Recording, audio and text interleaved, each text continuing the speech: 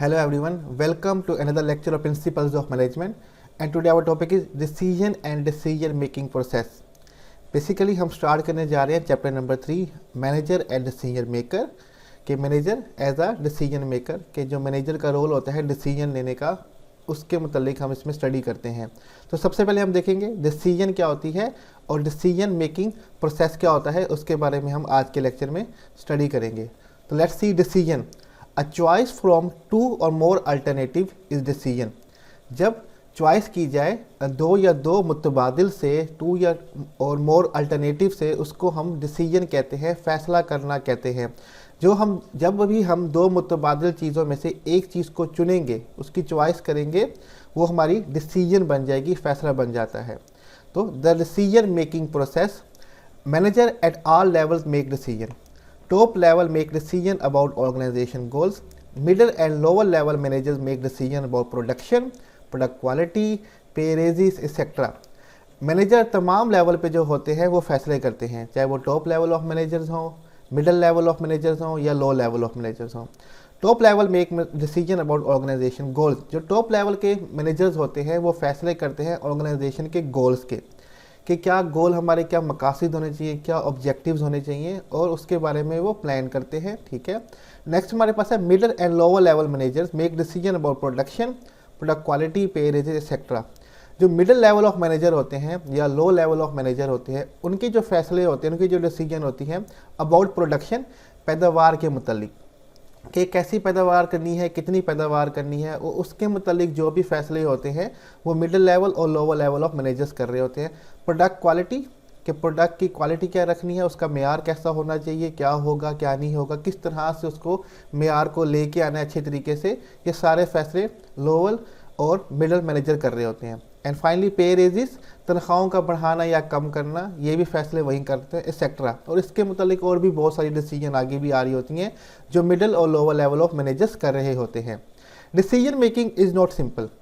It is referred to a process by which individuals select a particular course of action among several alternatives to produce desired result. Decision करना कोई आसान काम नहीं है।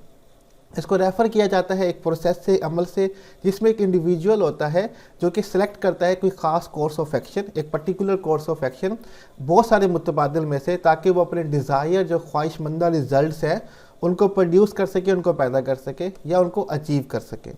ठीक है, हम आगे चलते हैं। Decision making process, there are 8 steps in decision making process. Total 8 steps हैं डिसीजन मेकिंग प्रोसेस के अंदर। डिसीजन मेकिंग एक पूरा प्रोसेस है, एक अमल का नाम है, जिसमें 8 स्टेप्स होते हैं इस प्रोसेस को कंप्लीट करने के लिए। The number 1 step is identifying a problem.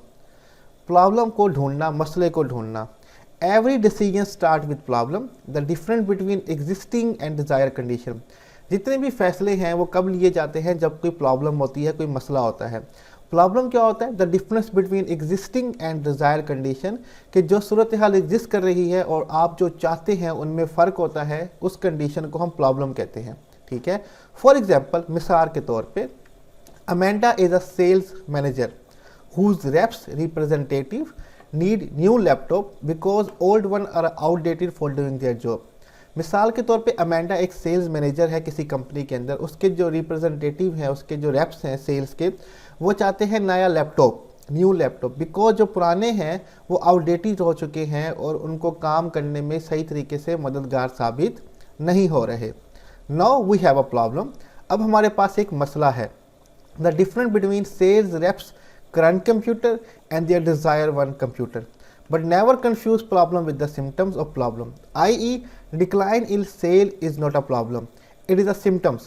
Problem can be poor quality of product or poor service or high prices. अब हमारे पास प्रॉब्लम एक आ गई है, मसला एक आ गया है, जो कि डिफरेंस है कि between sale reps current computer, जो सेल रिप्रेजेंटेटिव हैं अमेंडा के, उनका जो करंट कंप्यूटर है, और and their desire one computer, और जो कंप्यूटर उनको चाहिए अपडेटेड कंप्यूटर, उसके बीच में फ़र्क आ गया, तो एक प्रॉब्लम हमारे पास आ गई है। बट कहा जा रहा है कि never confuse the problem with system. मसले को कभी भी अलामात से कन्फ्यूज़ ना करें। मिसाल के तौर पे आई ई इन एसेंस, जैसे कि decline in sale is not a problem, किसी भी प्रोडक्ट और सर्विसेज की सेल में कमी आ जाना प्रॉब्लम मसला नहीं होता, ये सिम्टम होता है। प्रॉब्लम हो सकती है पुअर क्वालिटी ऑफ प्रोडक्ट, के प्रोडक्ट की जो मेयार है वो अच्छा नहीं है, या पुअर सर्विस हो सकती है, ठीक है, या हाई प्राइसेस, ज़्यादा कीमतें हो सकती हैं जो कि सेल्स का इशू बन रही है, मसला बन रही है।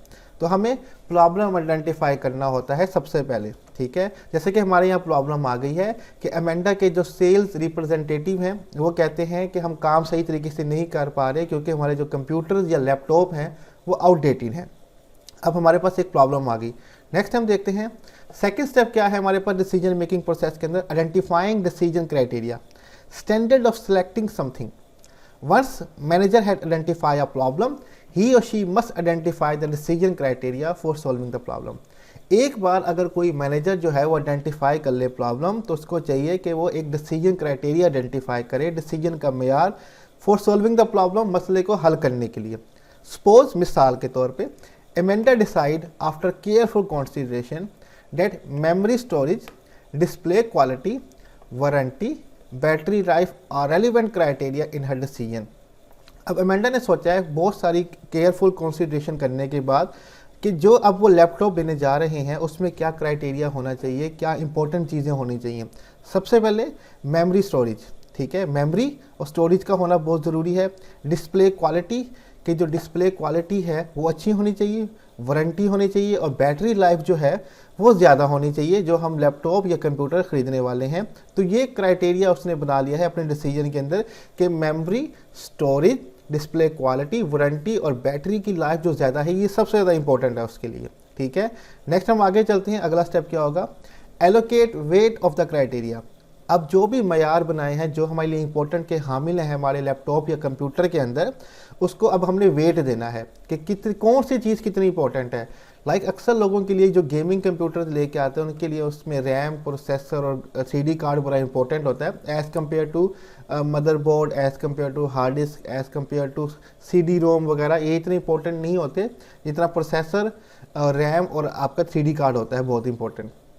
सो आगे हम देखते हैं allocating weight of the criteria. Decision maker must weight the item in order to give them correct priority in decision. अब जो डिसीजन मेकर होता है वो वेट देता है, वजन देता है अपने आइटम्स को जो उसने लैपटॉप या कंप्यूटर में लगवाने हैं, ताकि उनको सही तरीके से, करेक्ट तरीके से प्रायोरिटी दी जाए अपने डिसीजन के अंदर। Simple way is to give weight 10 to most important and rest lowly. जो सबसे इंपॉर्टेंट चीज़ है हमारे आइटम होगा हमारे कंप्यूटर या लैपटॉप के ऊपर, उसको हम 10 मार्क्स दे देंगे, और जो बाकी होंगे उनको हम लो मार्क्स देंगे। जैसे कि memory and storage 10 marks, battery 8, warranty 6, display quality 4। कि सबसे इंपॉर्टेंट हमारे लिए मेमोरी और स्टोरेज है, सेकंड नंबर पे बैटरी है लैपटॉप के, थर्ड नंबर पे कंपनी की वारंटी, और फोर्थ नंबर पे डिस्प्ले क्वालिटी।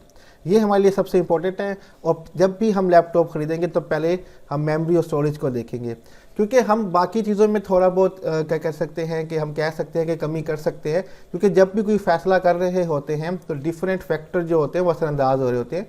लाइक आपके पास पैसा कितना है, ठीक है, बजट कितना है, उस हिसाब को भी हमने देखना पड़ता है। तो इस हिसाब से हम वेट दे देंगे कि सबसे इंपॉर्टेंट की चीज़ क्या है, और बाकी में हम देख लेंगे जो इंपॉर्टेंट कम है उसको हम इतना ज़्यादा कंसीडर नहीं करेंगे।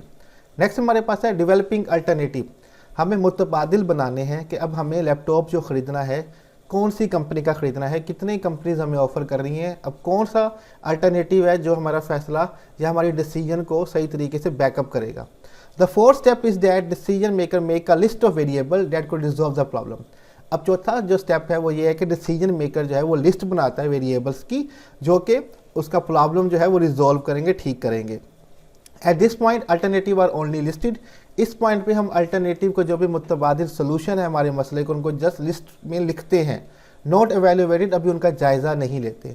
For example alternative companies who sell computer, जैसे कि अल्टरनेटिव कंपनी है जो कंप्यूटर या लैपटॉप बेचती हैं, जैसे कि Toshiba, Dell, HP, Apple, Sony, Lenovo, LG, Acer. ये डिफरेंट कंपनीज जो हैं वो लैपटॉप बेचती हैं। ये डिफरेंट कंपनी जो है ये अपडेटेड लैपटॉप या कंप्यूटर हमें दे सकती हैं जो कि अमेंडा का प्रॉब्लम जो है रिजॉल्व करेंगे। तो अब ये हमने लिस्ट बना ली। अब आगे देखते हैं हमारे पास क्या है, एनालिसिस ऑफ अल्टरनेटिव, कि हमें मुतबादिल का एनालिसिस करना है, जायज़ा करना है, तज्जिया करना है। Decision maker must evaluate each alternative. अब जो डिसीजन मेकर है उसको तजिया करना है, जायज़ा करना है तमाम अल्टरनेटिव का। Give mark to each item according to their quality from different companies. अब जितने भी जो कंपनीज हैं उनकी क्वालिटी को उसने मार्क्स देने हैं, ठीक है, रैंक करना है। तो रैंक के बतौर हम उनको स्कोर करेंगे, rank each item according to their marks और स्कोर, और जो उनको मार्क्स दिए हैं उसके हिसाब से उनको रैंक कर देना है। अगर मैं कहता हूँ कि एप्पल को हम 10 मार्क्स देते हैं तो एप्पल सबसे ऊपर आ जाएगा, तो शीबा को 6, और फिर LG को 8 तो LG सेकंड तो शीबा थर्ड। इस तरह से हम मार्क्स देंगे और उनको रैंक करेंगे कि सबसे बेहतर कौन सा है। लेकिन अब मार्क करने के साथ साथ जब हम एनालिसिस कर रहे होते हैं अल्टरनेटिव का, हमें दूसरे फैक्टर्स भी देखने होते हैं, लाइक बजट कितना, जैसे मैंने पहले बताया बजट कितना है, बड़ा इंपॉर्टेंट फैक्टर है कि कितना एक्सपेंसिव हम खरीद सकते हैं या कितना लो बजट वाला जो है हमारी प्रॉब्लम को सॉल्व कर रहा है। इन चीज़ों को भी बहुत देखना होता है। नेक्स्ट हमारे पास 6 स्टेप है सेलेक्टिंग एन अल्टरनेटिव, कि हम मुतबादिल को चुन लेते हैं। 6 step in decision making process is choosing the best alternative on the basis off score और मार्क्स। छठा स्टेप जो है उसमें डिसीजन मेकिंग का उस प्रोसेस के अंदर वो होता है कि हम अल्टरनेटिव को सिलेक्ट कर लेते हैं, चूज़ कर लेते हैं, किस बुनियाद पे, उसके स्कोर और मार्क्स की बुनियाद पे। आगे चलते हैं, आगे हमारे पास है implementing the alternative. In the 7th step manager put the decision into action and fulfil the commitment to it. जब हमने फैसला कर लिया है कि हम ये मुतबादिल चुनने वाले हैं, 7th स्टेप में हम अपने अल्फाज को एक्शन में कन्वर्ट करते हैं और अपनी कमिटमेंट फुल करते हैं, और वो जो कंप्यूटर होगा, जो लैपटॉप होगा, उसको हम परचेज कर लेंगे। और लास्ट में हम क्या करेंगे, इवेल्युएटिंग डिसीजन इफेक्टिवनेस, कि हम अब जायज़ा करेंगे जो हमने फैसला लिया है वो कितना मौसर और बेहतर साबित हुआ है, इफेक्टिवनेस उसकी चेक करेंगे। The last step involves evaluating the outcome और result of the decision to see if the problem are resolve. आखिरी स्टेप के अंदर हम तजिया और जायज़ा करते हैं अपने आउटकम्स का और रिजल्ट का, क्या जो हमने डिसीजन लिया है क्या वाकई उसने प्रॉब्लम सॉल्व कर दिया है। If evaluation show problem still exists, the manager need to assess what went wrong। अगर हमारा तजिया ये दिखाए कि प्रॉब्लम अभी भी एग्जिस्ट कर रही है, कि नए कंप्यूटर या लैपटॉप खरीदने के बाद अभी भी जो एम्प्लॉय का काम है वो ठीक तरीके से नहीं हो रहा, तो फिर मैनेजर को देखना पड़ेगा, असेस करना पड़ेगा क्या गलत किया उसने। Was the problem incorrectly defined?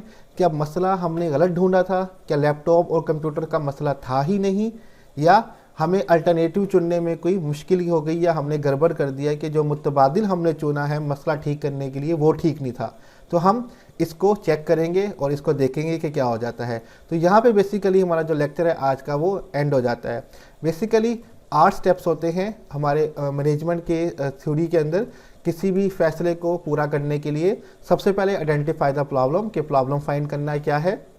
उसके बाद हमें एक डिसीजन क्राइटेरिया देखना है कि मसला कैसे हल होगा, और जो मसला हल करने वाला है वो उसमें हमें क्या क्या चीज़ें सबसे इंपॉर्टेंट है और क्या क्या चीज़ें नहीं है वो देखनी है। फिर उनको वेट करना है, allocating weight of the criteria.